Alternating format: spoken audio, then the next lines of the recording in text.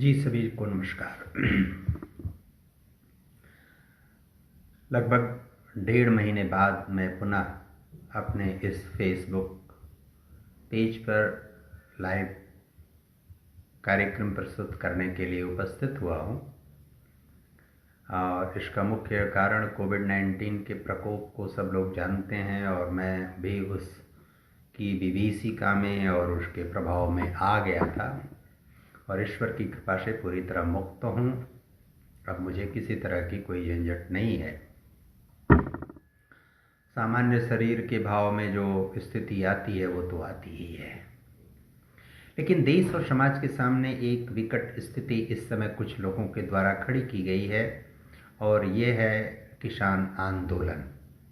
दिल्ली और उसके आसपास पंजाब, हरियाणा और कुछ मात्रा में उत्तर प्रदेश के किसान इस आंदोलन को लेकर आगे बढ़ रहे हैं। अनेक बार ये सवाल और ये बात की जाती है कि उनको देशद्रोही, समाजद्रोही कुछ लोगों द्वारा संबोधित किया जा रहा है। ऐसा नहीं है कि वे देशद्रोही हैं या समाजद्रोही हैं, लेकिन एक बात तो तय है कि जो बात को ठीक प्रकार से समझने की कोशिश नहीं करता, जानने और मानने की कोशिश नहीं करता, तथ्य और वस्तु स्थिति से भटकता है या किसी के द्वारा भटकाया जाता है, ऐसे लोगों के बारे में स्वाभाविक रूप से नकारात्मक संबोधन खड़े होते हैं और वे नकारात्मक संबोधन अनेक बार किसी भी स्तर तक चले जाते हैं। यह स्वाभाविक भी है, क्योंकि उनके न समझने, न जानने के कारण या न जानते हुए भी अनजान बनने के कारण या उसके पीछे कोई छुपा हुआ एजेंडा धारण कर लेने के कारण जो विकट परिस्थिति उत्पन्न होती है, उस विकट परिस्थिति से जो पीड़ित और प्रभावित होते हैं वो स्वाभाविक रूप से तरह तरह की टिप्पणी करेंगे, तरह तरह की बात करेंगे और आपके लिए किसी भी स्तर का, किसी भी प्रकार का संबोधन करेंगे। किसी का मुंह पकड़ के समाज का, लोक का और व्यक्ति का आप नहीं रह सकते। एक बहुत महत्वपूर्ण बात है कि दुनिया में वैश्वीकरण, उदारीकरण और निजीकरण के कारण बाजार और बाजारवाद बहुत प्रभावी हुआ और बाजार की एक मूल प्रवृत्ति होती है कि बाजार हमेशा लाभ हानि के अनुसार चलता है। दूसरा, बाजार मांग और आपूर्ति के समीकरण के अनुसार चलता है और तीसरा, मांग और आपूर्ति के अनुसार होने वाले उत्पादन के अनुसार चलता है। भारत का कृषि क्षेत्र और कृषि क्षेत्र में हरियाणा और पंजाब बहुत अग्रणी राज्य हैं भारत में। कृषि क्षेत्र में यदि हम बाजार के अनुसार कृषिगत उत्पादन यानी प्राथमिक क्रियाकलाप करने वाले लोग बाजार के अनुसार लाभ हानि चाहते हैं, बाजार के अनुसार लाभ में भागीदारी चाहते हैं, तो बाजार के अन्य जो बाजार की विशेषताएं हैं उन विशेषताओं का भी उनको पालन करना पड़ेगा। उदाहरण के लिए मांग और आपूर्ति का समीकरण कैसा है इसको उनको जानना पड़ेगा। यदि न्यूनतम समर्थन मूल्य यानी मिनिमम सपोर्टिंग प्राइस केंद्र या किसी राज्य सरकार द्वारा निर्धारित किया जाता है, तय किया जाता है, तो वह न्यूनतम समर्थन मूल्य के अनुसार आप सामग्री आपकी बेची जाए, जो तय करता है वह तो उसका उत्तरदायित्व ले सकता है, लेकिन दूसरे के ऊपर उसको दबाव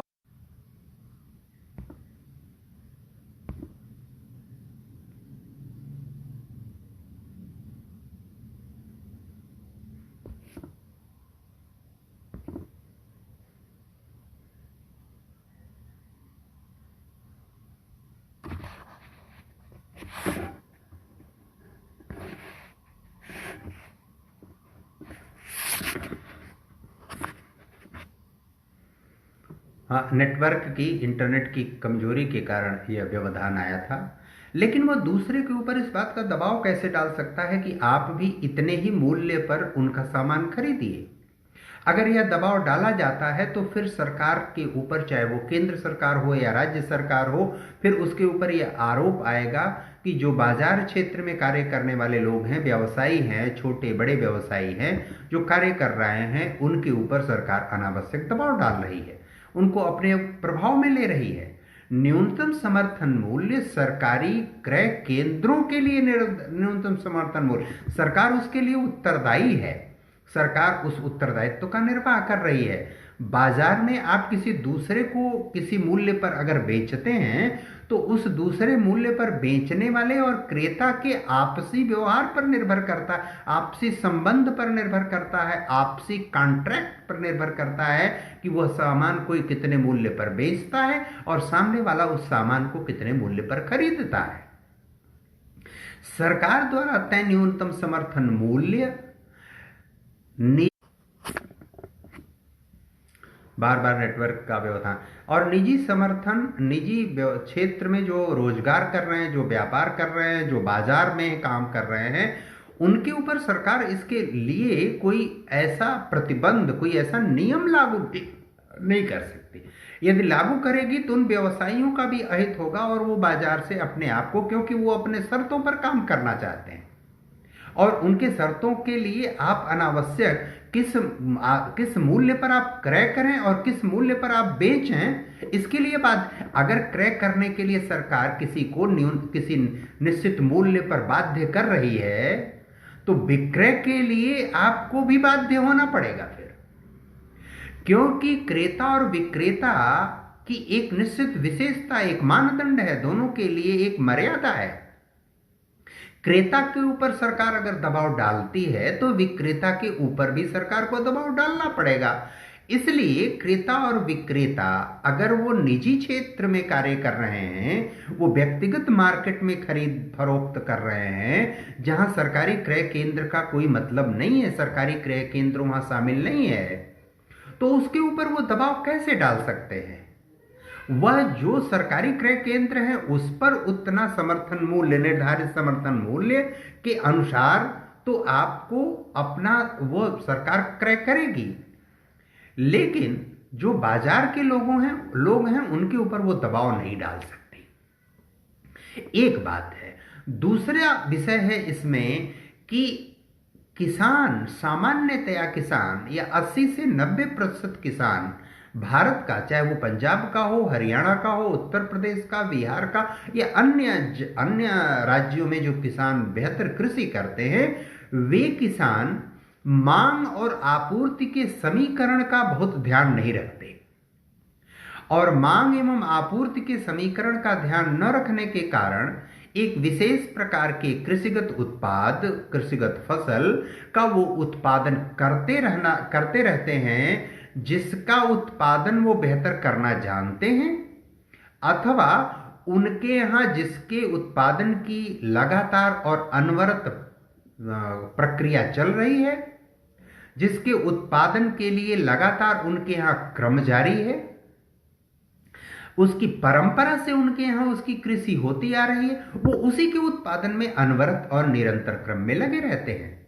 उनको इस बात का, अपने क्षेत्र की स्थानीय बाजार का या अपने क्षेत्र के बाहर की बाजार का, राष्ट्रीय कृषिगत विपणन व्यवस्था का समुचित ध्यान नहीं रहता। उसका संज्ञान लिए बगैर वे उनको उत्पादन करते रहते हैं और ये भूल जाते हैं कि किसी वर्ष विशेष में किस फसल की अधिक मांग होने वाली है, किस फसल की कम मांग होने वाली है, और जैसी मांग होती है निश्चित रूप से वस्तु का मूल्य उसके अनुसार घटता बढ़ता है। यह बाजार का सामान्य नियम है। यदि हम बाजार की व्यवस्था, बाजार के नियम के अनुसार अपना लाभ पाना चाहते हैं कृषिगत उत्पाद का, तो बाजार के अन्य नियमों का, अन्य विशेषताओं का, अन्य मार्गदर्शक संकेतों का, अन्य प्रक्रियाओं का भी हमको यथोचित संज्ञान लेना पड़ेगा। हमको यथोचित संज्ञान लेकर तदनुसार व्यवहार और कार्य करना पड़ेगा। यदि हम ऐसा नहीं करते हैं तो इसका आशय यह है कि हम सही दिशा में उसका पालन नहीं कर रहे हैं। क्योंकि जब हम बाजार के अनुसार संचालित होंगे, जब हम बाजार के अनुसार चलेंगे, जब हम बाजार के अनुसार सुविधाएं चाहते हैं, तो बाजार के मार्गदर्शक संकेतों का, बाजार के नियमों का, बाजार की प्रक्रिया का, बाजार की व्यवस्था का, बाजार के वसूलों सिद्धांतों का भी हमको पालन करना पड़ेगा।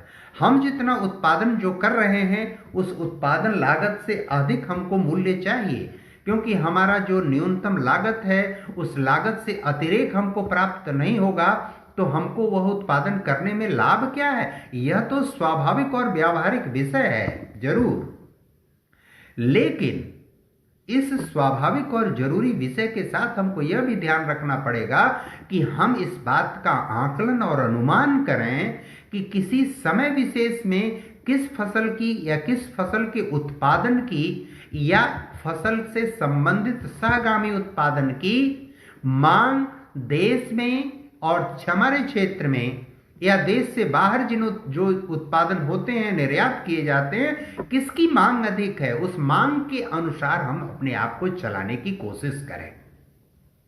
जब तक हम मांग के अनुसार आपूर्ति का संतुलन नहीं बनाएंगे, मांग के अनुसार हम अपना उत्पादन नहीं करेंगे, तब तक यह गैप, यह संकट हमेशा बना रहेगा कि हमको न्यूनतम समर्थन मूल्य के पीछे भागना पड़ रहा है। हमको जो व्यापारी है वो बिचौलिए के रूप में कार्य कर रहा है और बिचौलिए के रूप में कार्य करके हमसे कम मूल्य पर खरीद कर और न्यूनतम समर्थन मूल्य पर या उससे अधिक मूल्य पर आवश्यकता पड़ने पर जब मांग अधिक होती है तो उसको बेचता है। उस मांग आपूर्ति के संतुलन को, उसके तंत्र का वह आकलन करता है, वह मूल्यांकन, और इसी नाते वो बाजार में बिचौलिए के रूप में स्थापित है। वह आकलन और वह अनुमान आप स्वयं करिए, आप कर सकते हैं। आप पीछे का 1 वर्ष, 2 वर्ष, 3 वर्ष, 4 वर्ष खाद्यान्न का, कृषिगत उत्पादन का, किस प्रकार का उत्पादन हुआ, किस प्रकार की मार्केट थी, किस प्रकार का मार्केट में उसका मूल्य था, उसका आकलन करिए। और उस आकलन पर 1-2 बार आप आकलन करेंगे तो आपका आकलन और अनुमान सही दिशा में जाएगा और आप ठीक ठीक निर्णय और परिणाम पर पहुंचेंगे।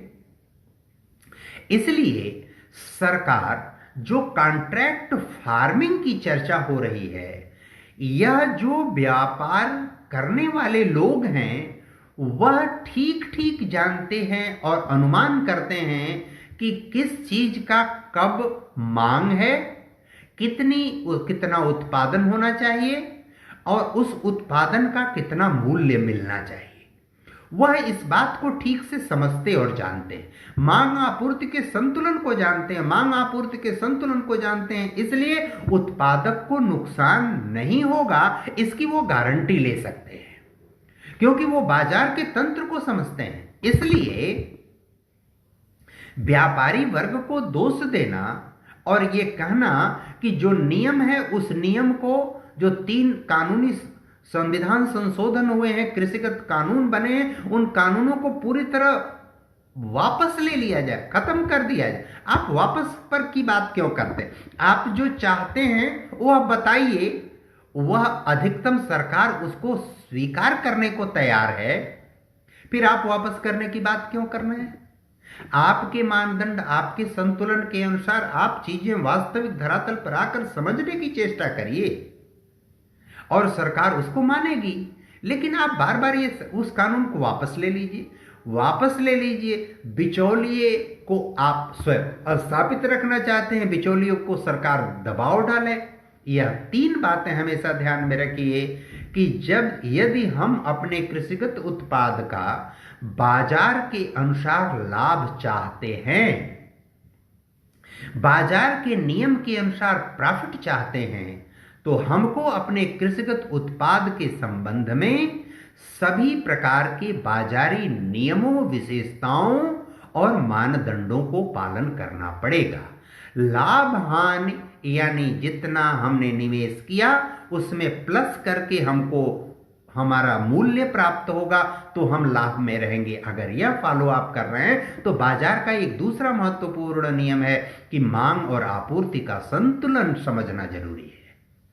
आप देश के गोदामों में धान, चावल, गेहूं या हजारों मीट्रिक टन भर के सरकार पड़ी हुई है, वो गोदामों में सड़ जाएंगे।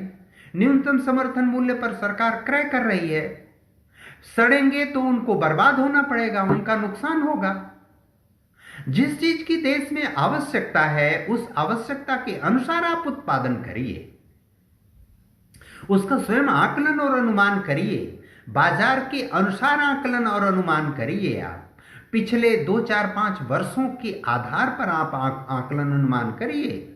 हजारों मीट्रिक टन गेहूं, चावल, अन्य प्रकार के कृषिगत उत्पाद देश के गोदामों में भरे पड़े। ऐसी सारी परिस्थितियों में भारत का किसान, जो भारत कृषि प्रधान देश यदि है, सब लोग जानते और मानते हैं, तो भारत के किसानों को इस वास्तविकता को समझना पड़ेगा। यह किसी सरकार के पक्ष या विपक्ष में खड़े होने या बात करने का विषय नहीं है, यह वास्तविक तथ्यपरक विषय है।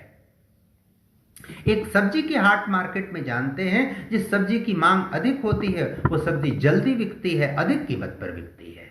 जिसकी मांग कम होती है वो देर में बिकती है, कम मूल्य पर बिकती है। यह स्वाभाविक नियम है बाजार का।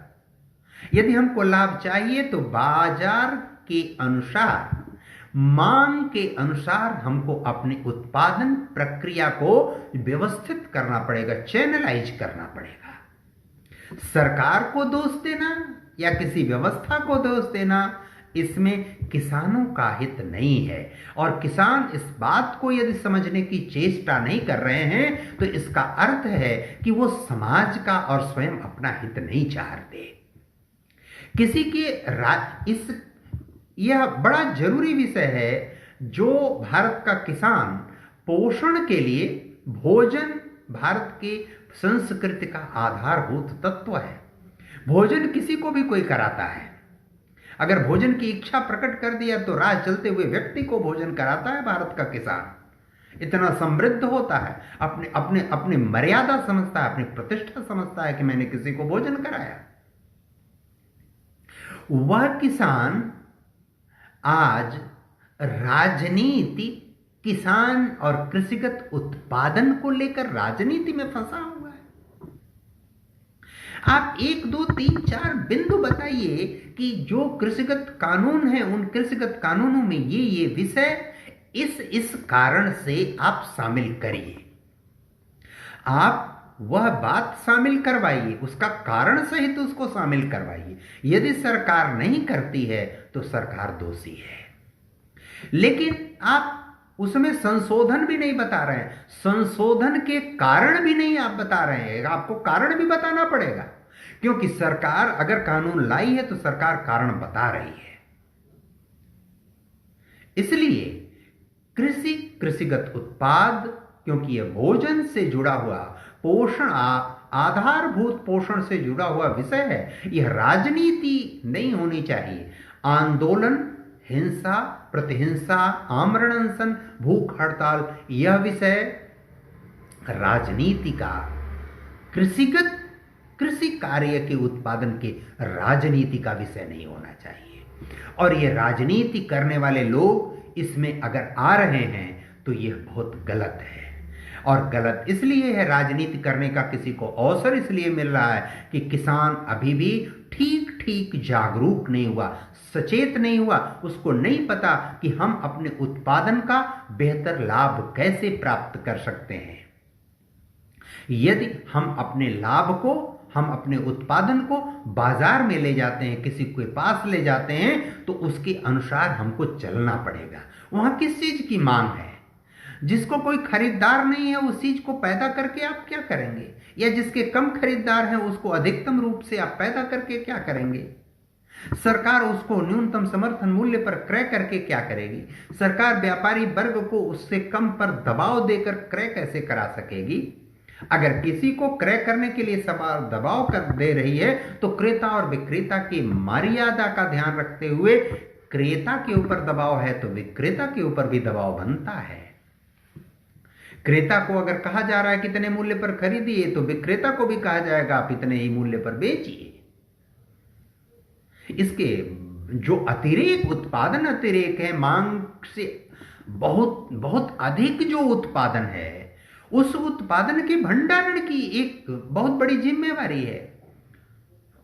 उस भंडारण के लिए, उस भंडारण के संरक्षण के लिए, उसको सुरक्षित रखने के लिए भी बहुत बड़ा व्यापक खर्च सरकार को वहन करना पड़ता है या किसी को वहन करना पड़ता है। जो व्यापारी वर्ग है वह उन्हीं चीजों को क्रय करता है जिसको मार्केट उसको दिखाए, यानी जिसकी मांग बाजार में दिखाई पड़ती है, और इसलिए उसको खरीदता है, उसके संरक्षण करता है, भंडारण करता है, और वो सारा मूल्य मांग अधिक होने पर वसूल करता है।